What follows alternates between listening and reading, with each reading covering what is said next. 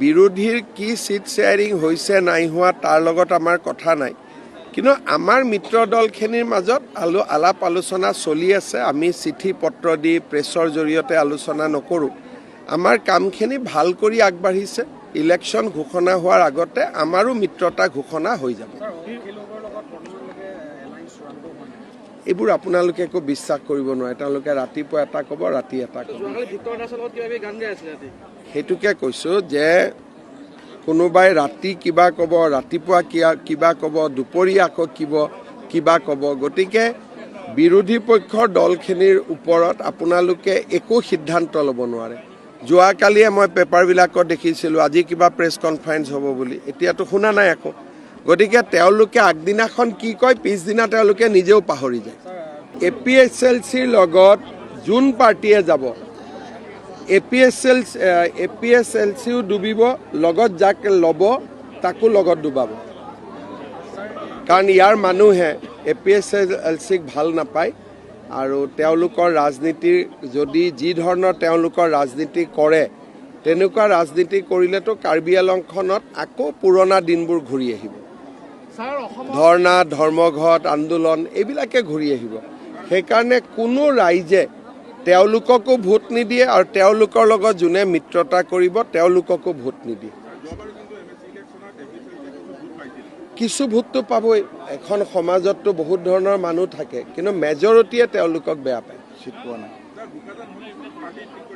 আমি এতিয়ালৈকে প্ৰাৰ্থী ঠিক কৰা নাই, কিন্তু মোৰ মতেদি 15-16 তাৰিখৰ ভিতৰত প্ৰাৰ্থী চূড়ান্ত হ'ব। দুটাৰ ভিতৰত এটা তেওঁ বিচাৰিব আৰু তেওঁ তাৰ ভিতৰত এটা পাব। মই কথাটো আলোচনা কৰিম বাৰু। কাৰ্বি আংলঙত ডেফিনেটলি 5টা চিট হ'ল। আগততো 4টা আছিল, এতিয়া 5টা হ'ল। গতিকে নতুন মুখটো লাগিবই।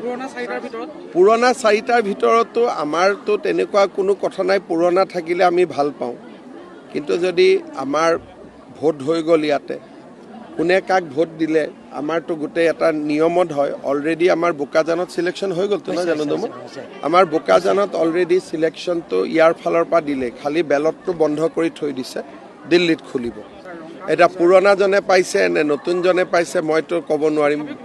মইতো কেনেকৈ ইংগিত দিম? বক্সটোতো মই দেখাই নাই। এওঁলোকে ইংগিত দিব পাৰিব কোনে বেছি পাইছে। তুলিৰাম ৰংথাং সমষ্টিত তাৰ কাৰ্যকৰ্তাসকলে তেওঁক বিচাৰিছে আৰু আমাৰ ইয়াত CM, EM বিধায়ক হৈ থাকিব পাৰে, কোনো অসুবিধা নাই, কিন্তু দলে এতিয়ালৈকে সিদ্ধান্ত লোৱা নাই।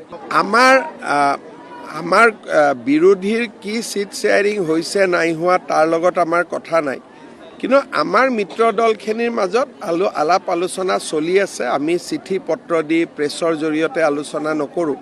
আমাৰ কামখিনি ভাল কৰি আগবাঢ়িছে। ইলেকশ্যন ঘোষণা হোৱাৰ আগতে আমাৰো মিত্ৰতা ঘোষণা হৈ যাব।